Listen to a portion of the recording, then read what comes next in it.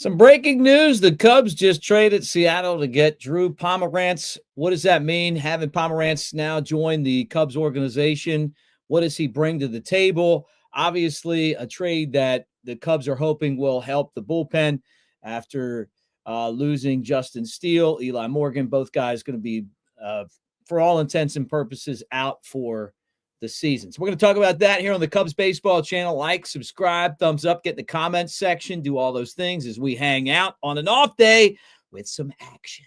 Let's go.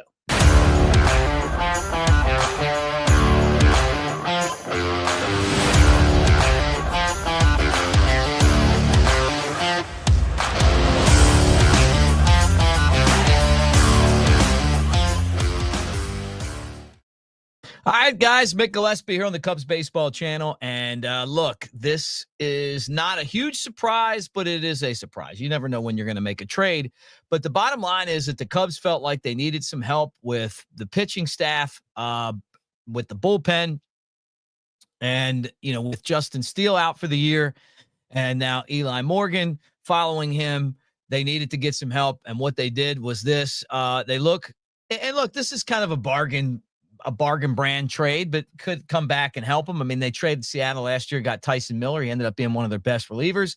So they acquired Drew Pomeranz from the Mariners, who was in AAA and had a clause in his contract that if somebody else wanted him, that they could come and get the veteran southpaw.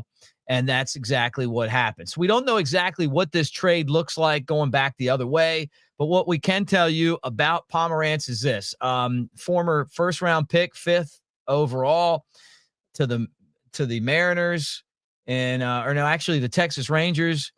And he was a 12th-round Ranger in 2007. Stayed at school, went to Ole Miss, and then was drafted by the Indians in the first round, 5th overall in 2010, out of Oxford, out of University of Mississippi. And this is a guy, 6'5", 250, that was a starter, and then they put him in the bullpen, and he's had some really good years as a reliever. Hasn't pitched in the big leagues since 2021. His last season in the major leagues was with the Padres, had a 1.75 ERA in 27 relief games. He was one of the best left-handed relievers in the league. 25 and 2/3 innings, 19 hits that year, 10 walks and 30 strikeouts. 2020, he was with the Padres, had a 1.45 ERA. He just was a really, really consistent reliever before he was injured. And he's a guy that can start as well. Over the years, he's split time between starting and relieving. He's pitched for the Red Sox, the Padres, the Rockies, the A's, Milwaukee, San Francisco. Been pretty consistent over his 11 years, a 3.91 ERA, 48 and 58 record. And then, obviously just trying to find himself again after an injury. And we'll see if this is something that will help the Cubs, right? And that's what they're hoping for. Can they go and find a little left-handed help without putting a lot into it? This was obviously a move that you have to put. I think you have to put him on the major league roster. So, for this deal to go through, that's the way I understand it. So we'll see what happens. But he's been in AAA with the Mariners, and and that's kind of what they're hoping right now. Hey, good to see you guys. Thank you in the comment section. Thanks, Bernie. Always great to see you. As we talk about Pomeranz. All right, so let's talk about the pitches that he throws. He throws obviously a fastball. Throws that 75% of the time, or at least the last time, according to Fangraphs, he was in the big leagues. 75% of his pitches were fastballs, and threw a curveball the other 24% of the time. Now, there was also back in 2019 where he was fastball, cutter, change-up, curveball, and then went to 2 pitches, I guess, predominantly when he was in the bullpen, and then now, pitching in AAA Tacoma, getting an opportunity to go on and play with the Cubs. Cubs bullpen needs some help. I would say that left-handed options, you got Luke Little, you got Caleb Thielbar, and now you got Drew Pomeranz. Pomeranz is someone that you hope that can come in and kind of find that, the some of the magic that he had in the past. But if he doesn't, you haven't put anything into him, and you'll move on to somebody else, and hope that maybe you can develop someone that could jump to the big leagues and help you out a lot. The bottom line is that this front office is trying to be creative when it comes to finding some help. And, and obviously Pomeranz is someone that has over the years had some success. And, in the world of pitching, it's sometimes that happens. You acquire someone, they get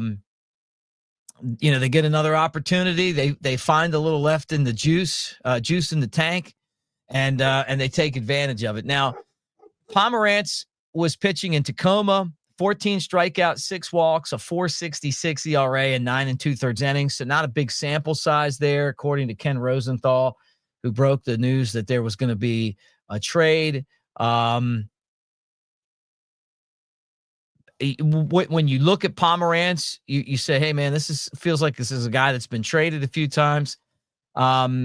Yeah, he's been traded a few times. First time he was traded by the Cleveland Indians to the Colorado Rockies, August 16th, 2011. That was completing a trade in which the Rockies traded Ubaldo Jimenez to the Indians in exchange for Alex White, Mac McBride, Joseph Gardner, and a player to be named later. He was eventually traded to the Padres in the Yonder Alonso deal with the Oakland A's. Pomeranz, Jose Torres, and a player to be named later were sent off in that deal. Padres traded Pomeranz to the Red Sox for Anderson Espinoza. And then he was again traded by the Giants along with Ray Black to the Brewers in exchange for Dubon, and then granted his free agent status, and now traded by the Mariners to the Cubs, and kind of late in his career. But if he's healthy, somebody that could maybe really help this organization, as they move forward. We're still waiting to find out when Javier Assad's going to be available back on the big league roster. Jordan Wicks, you feel like he's more of a starter than a reliever. Didn't have the type of debut that you wanted him to have. I thought he pitched better out of the bullpen in that extra innings loss on Sunday. But when you look at AAA, you look at AA, you look at the big leagues, there's definitely a hole when it comes to left-handed pitching. And the Cubs are, obviously trying to to put that together. Craig says he's still playing. Yeah, he came back, obviously missed some time with injury, but was in AAA Tacoma, and the Cubs made a deal. Michael, how am I doing? Mick, how you doing? I'm doing great. Thank you for coming and hanging out. This is how I spend Mondays, just sitting around waiting for trades so we can jump on here and talk. Craig says that they went after the wrong guy. We should have got Logan Gilbert. Sometimes with these deals, it's what is available when you try to make a trade, right? And that's part of this, right? This is one of those deals where you give up a little, and maybe you get something back. And if you don't, you can basically cut bait and go somewhere else. Why do they keep getting these type of players? I think part of it is availability. Pitching in the major leagues is at a premium, and you got to pay a premium to get pitching. And then a lot of times these pitchers get hurt. And so, you take a risk and you want to put as little out as you can and get as much back as you can. With Pomeranz, it's like, here's a guy that at one point in his career was dominant. He's always been someone with a ton of talent, a first round pick, but he's on the AAA roster, and he's got a clause in his contract that if you slide in there and trade for him, they have to trade him unless they put him on the 40-man. So I'm guessing the Cubs put him put him on the 26-man roster.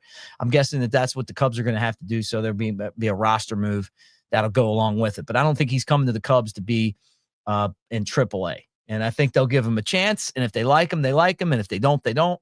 There could be a really short leash on this one. But when you look at what they're throwing out there right now and how they feel about those options, It's just an opportunity to say, hey, here's something we can work with. Let's see if what we got here. And then, somebody else could put him on AAA if he doesn't get the job done. Greg says, glad we got another left-hander. He's not perfect, but no one available right now. Yeah. And I agree with this, Greg. You make a great point. And another part of this too is like they were talking about the Marlins trading Sandy Alcantara, who's a former Cy Young winner, and they're like, no, we're not trading him. It's April 21st. Teams aren't trading Cy Young Award winners right now unless you make it to where they can't refuse the trade. I mean, you have no leverage.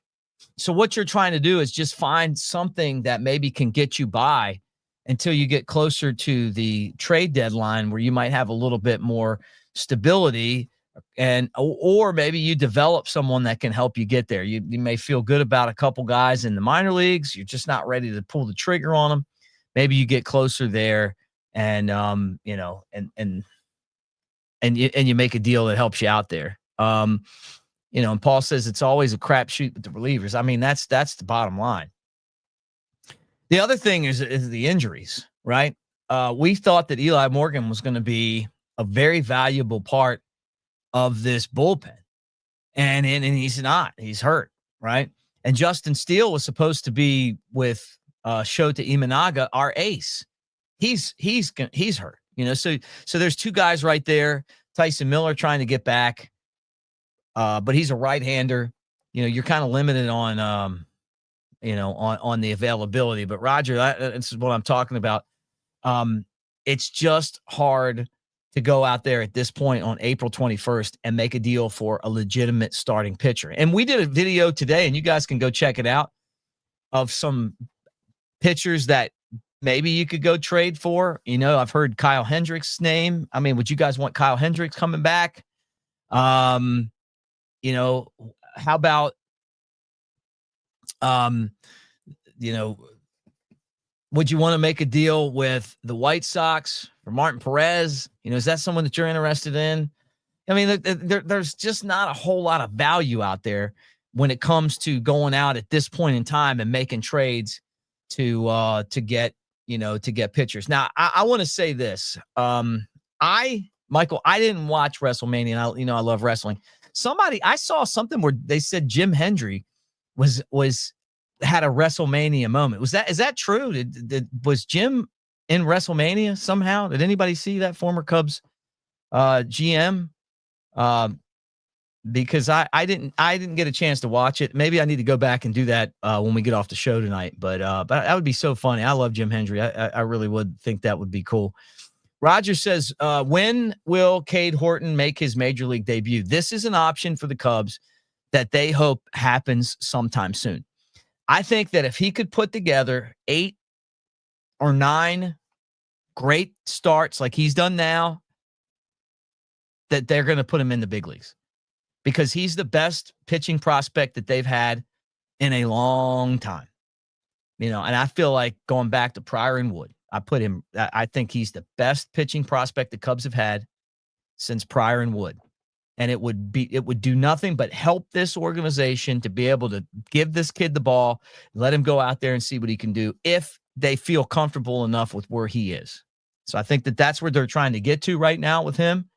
And, with the way that this team's been playing, it would just really help them a lot if some of these rookies could just step up right now. And he's the guy with the most talent. He's the pitcher with the most talent, bar none. Last year was all about health.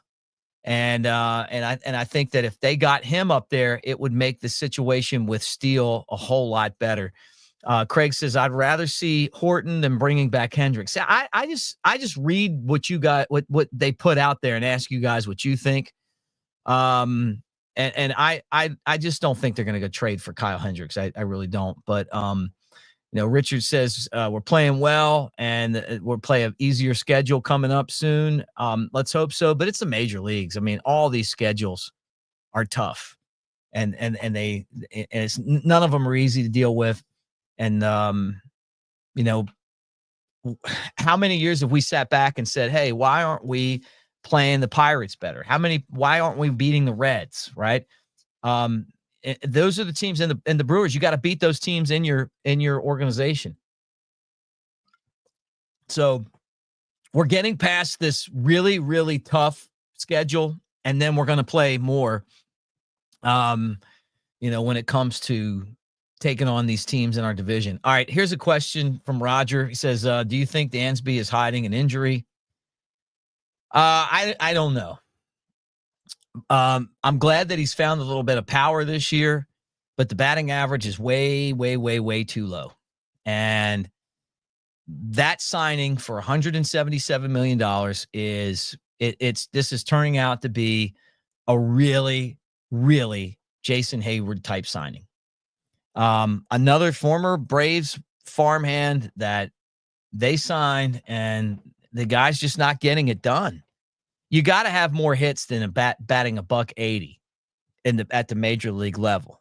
And because of the fact that they got the guy signed for so long and for so much money, they're not going to make a move with Dansby to replace him because you're just not. I just think here's Ghost Shaw. So he just sucks. I don't know if it's that. I mean, his defense is good, his base running is good. He just can't hit, and they paid him a lot of money to hit, and he's not getting the job done there. So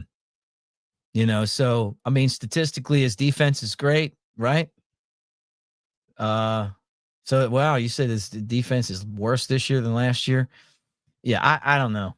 I feel like he's the most important player on the team because you paid him to be the most important player on the team. Now, I hope they make a deal with Tucker and keep him around long term because he's such an excellent player. But it's the Dansby Swanson thing. I was kind of surprised. I remember getting on Twitter and kind of getting into it with David Kaplan, who I love, over some of these. They wanted to sign all these guys and all these shortstops that year, and the contracts just seemed ridiculous.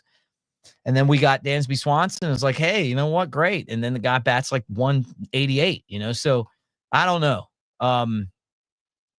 That's a lot of money for not much production. But if I say this, look, if you're going to bat 188, you better hit a bunch of home runs. give me the Kingman, give me the Deer, like these guys that just go up there and hit home runs and strike out every time. Do you think it's time to give PCA a shot at leadoff? Maybe. I mean, I think that he's the future leadoff, but look, Ian Happ, walks a lot. He gets on base. I think PCA is starting to turn the corner. I told you guys he would. It took a lot longer than I thought it would. When I was talking about him in 2023, I didn't think it was going to take that long to be good at the major league level. But that goes to show how competitive Major League Baseball is compared to the minor leagues. They've turned the minor leagues into a rec league, and then they throw these guys in the big leagues, and they're so overwhelmed. And it's like you gotta just let them go up there, and that's why I think that they took some criticism, the Cubs front office, for not giving Shaw more time. I think that if I was them, I probably just would have said, hey, this is a numbers game. Shaw's doing everything we want him to do, but we're going to send him back to the minor leagues because of the roster. We just he's got options, and there's other people that don't. But it felt like they were more like, he needs to do this and he needs to do that. And I felt like his defense was pretty good. He's obviously overwhelmed. It's the best pitching he's ever seen. So he's going to go back to the minor leagues because he's the guy with the options, and it makes it easier on the roster because you don't want to give Gage Workman back if you don't have to, and if they tried to send him to the minors, he'd have to go back to the Tigers. You'd have to offer him back to the Tigers first. So anyway, look, the deal coming out today is that the Cubs just made a deal to get Drew Pomeranz from the Mariners. Pomeranz, veteran lefty, 36 years old, former first-round pick in 2010 by the Cleveland Indians. He came in with a ton of hype and, eventually went from a starter to a reliever, made that switch in 2019, really flourished in that role.